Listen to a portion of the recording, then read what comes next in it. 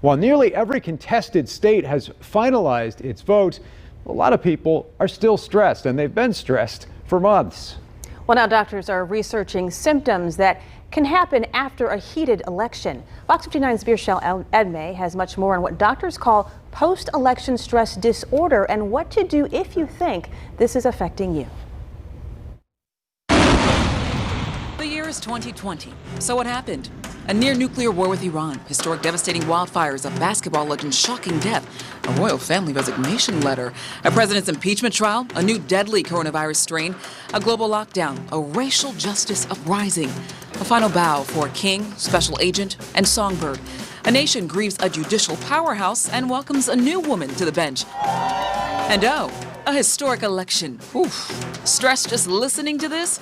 We're living it. People might be experiencing stress, nervousness, anxiety. And it's specific. It's called post-election stress disorder.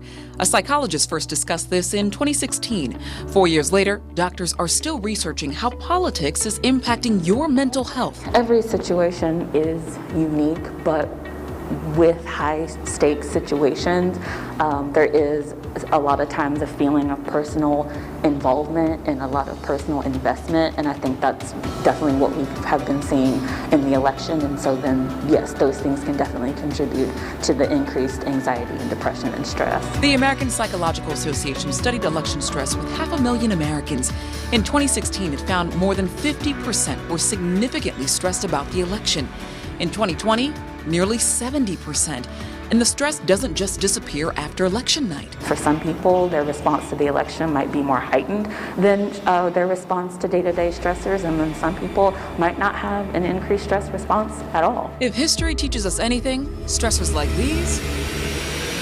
Will you shut up, man? There's nothing smart about you, Joe. 47 years you've done nothing. Aren't going anywhere. I think the chances are, with all due regret, that this polarization, that the hostility, that the personal enmity between the two sides is going to continue for quite some time, because it's going to continue to be whipped up by people who benefit from it. IU political science professor Dr. Margie Hershey calls this negative partisanship.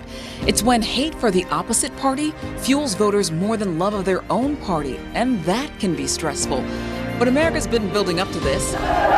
The year's 2000, and hanging chads are stressing us out. Once the Supreme Court stopped the recount in Florida and essentially gave the election to George W. Bush, the reaction of his Democratic opponent, Al Gore... I say to President-elect Bush that what remains of partisan rancor must now be put aside, and may God bless his stewardship of this country. That's a bit different from what we've been hearing from President Trump over the past couple of weeks. Without that concession, lots of Americans are wondering what's next. And 220 years ago, voters had similar stress. But again, the difference is the incumbent did concede. A new party took over for the first time. Adams and Jefferson hated one another, but nevertheless, it was necessary for Adams and his party to step down. As with past campaigns, this will end.